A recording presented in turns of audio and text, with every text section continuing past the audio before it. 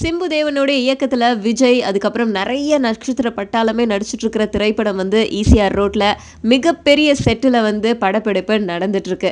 இந்த படத்துல கதை வலு அதிகமா இருக்குது அப்படின்னாக்கா, அதுக்கு ஏகப்பட்ட காரணங்கள் சொல்லலாம். முக்கியமான ஒரு காரணம் காமெடியும் அப்படின்னு சொல்லலாம். இந்த படத்துல காமெடிக்கு ஒரு பெரிய பட்டாளமே நடிச்சிருக்கான் அப்படின்னு சொன்னதும் நீங்க எல்லாருமே, அதாவது வடிவேலு, சந்தானம், விவேக்னு ஏகப்பட்ட பேர் இருப்பாங்கன்னு தானே எதிர்பார்க்குறீங்க? கிடையவே கிடையாது. முன்னணி காமெடியன்கள் ஒருத்தவங்க கூட இந்த படத்துல இடம் பெறல. அதுக்கு பதிலா தம்பி ராமையா, சத்யன், ரோபோ சங்கர், இமான் அண்ணாச்சி, அதுக்கப்புறம் நீதானே என் பொன் வசந்தம் அந்த படத்துல சந்தானத்துக்கு ஜோடியா நடிச்ச வித்யுலேகா, அவங்க வந்து பெண் நகைச்சுவையாளரா இந்த படத்துல வந்து நடிக்கிறாங்களாம். ஸோ இவங்க எல்லாருமே சேர்ந்து காமெடி பண்றாங்க. ஆனா ஒரு முன்னணி காமெடியன் கூட இந்த படத்துல இல்ல. அதுக்கும் காரணம் சொல்றாங்க.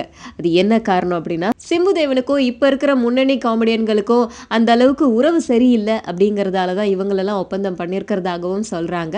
பெரிய நடிகர் அப்படின்னு சொன்னாக்கா அவங்க படத்துல ஒரு முன்னணி காமெடியன் இருப்பாங்க. அவங்க இல்லாம புது புது காமெடியன்கள், அதுக்கப்புறம் எக்ஸ்பீரியன்ஸ்டா இருக்கிற காமெடியன்கள்லாம் உள்புகுத்துறாங்க. இது எந்த அளவுக்கு ஒர்க் அவுட் ஆகும் அப்படின்னு அவர் நம்பிக்கை வச்சிருக்கிறாரோ அதன்படியே இந்த காமெடி ஒர்க் அவுட் ஆகி பெரிய ஹிட் ஆகணும் அப்படின்னு சொல்லிட்டு இந்தியா கிளிட்ஸ் சார்பா வாழ்த்துக்கள் சொல்லிடலாம்.